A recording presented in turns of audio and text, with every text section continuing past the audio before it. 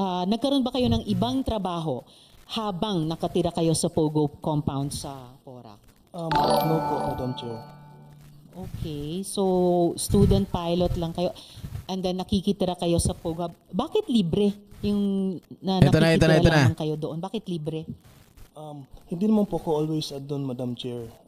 Kung may schedule lang po ako sa flying school ko, andun po ako sa Pampanga. Okay, gaanong kadalas kayo sa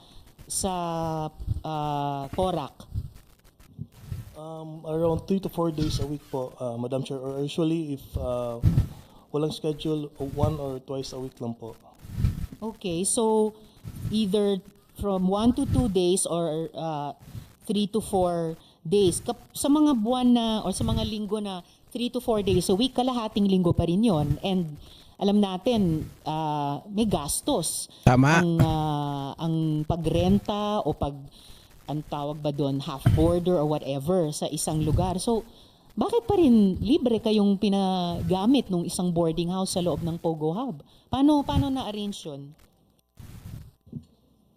I do not understand the question po, Madam Chair. Hindi raw niya naintindihan yung tanong. Oh, no! Biglang nabingi. Ano yan, AR?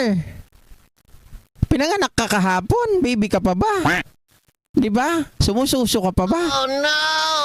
Libre. Kasi kahit 1 or 2 or 3 or 4 days kayong pinatitira doon, usually may rent yung ganoon. So anong connection ng Pogo Hub dun sa Porac sa inyo at binigyan kayo ng ganyang klaseng pabor? Kasi pabor yan eh. Never naman po nila ako singil, Madam Chair. Kaya nga po, napaka-generous nga eh. So, bakit binigyan kayo ng ganyang napaka-generous na pabor? Ano bang connection nila sa inyo? Hindi ko po alam bakit hindi nila ako sinisigil, Madam Chair. Sup-sup daw. Sup-sup ang kapalit. Alam nyo, pag siguro kaya natatawa din yung ibang mga kasama natin, naiisip namin sana all. Kasi po, at saka dapat po, well, ito lang tayo bilang Pilipino, malakas po yung utang na loob natin. Yung mga taong gumagawa ng mabuti sa atin, lalo na't walang hinihinging kapalit, ay talagang at least inaalam natin bakit. Para, di ba, yung pagtanaw natin ng gratitude sa kanila. At siguro paghanap ng paraan na suklian sila sometime later in our life, alam natin ano yung bakit at ano yung magnitude nun. Ayun, anyway, yung mga dokumento nga na dokumento nyo nakita sa Porac, related sa inyo at kay Attorney Roque.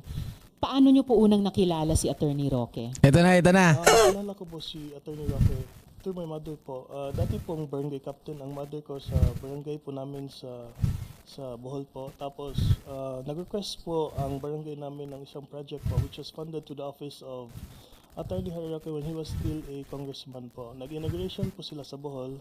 Doon ko po na-meet si Attorney Harry Roque po, Madam Chair. Alright. So, uy, pabor sa pabor ha? Oh no! Si Attorney Roque ba ang nagpakilala sa inyo dun sa may-ari o management ng Pogo Hub sa Porac? Yes po, Madam Chair. Right. Ano ang mga pangalan nila nung ipakilala kayo sa isa't isa ni Attorney Roque?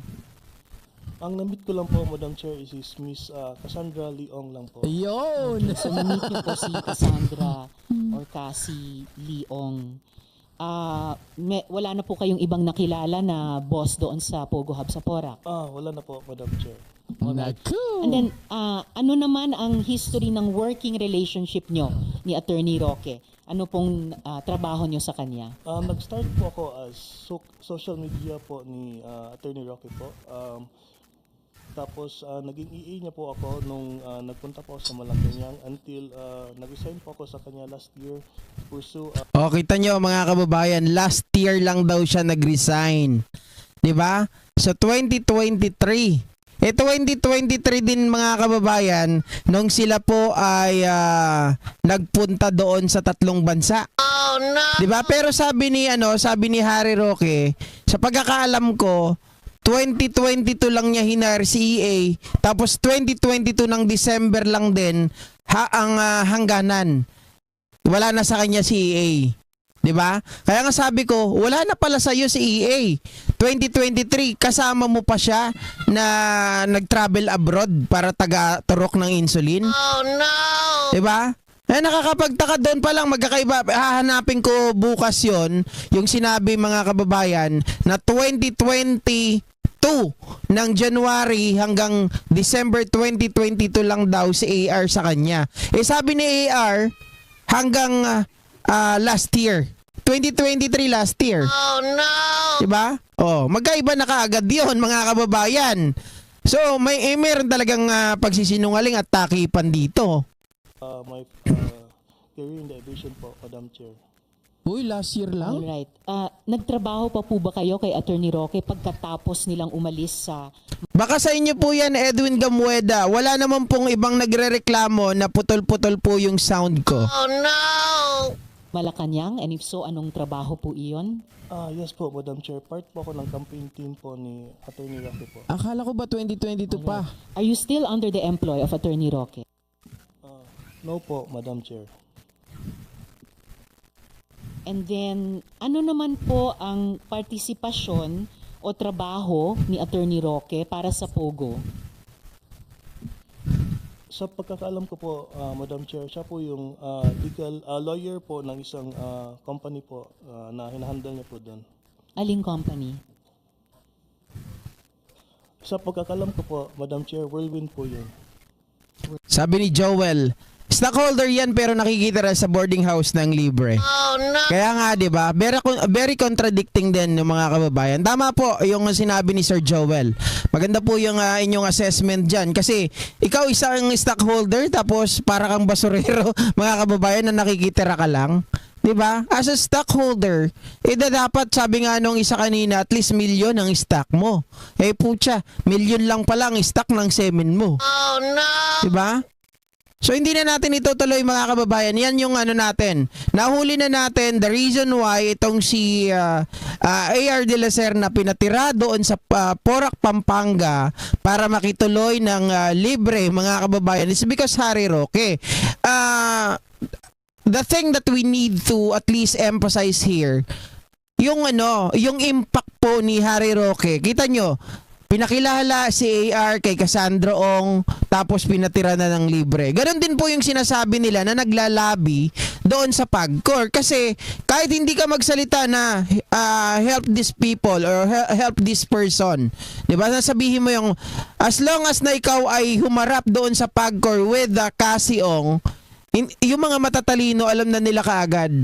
'Di ba? Alam na nila kaagad ang ibig sabihin noon. Itong si Harry Roque, talagang pinakikiusapan niya yung mga tao doon o kaya itong binabouch niya itong si Cassie Ong kasi sinamahan pa niya. 'Di ba? Ganon ang impact mga kababayan kasi alam nila na itong si sa totoo lang putulin ko lang doon pero tingin ko may mas malaki pa behind dito kay Harry Roque na kinatatakutan ng mga ito na pag nakita nila si Roque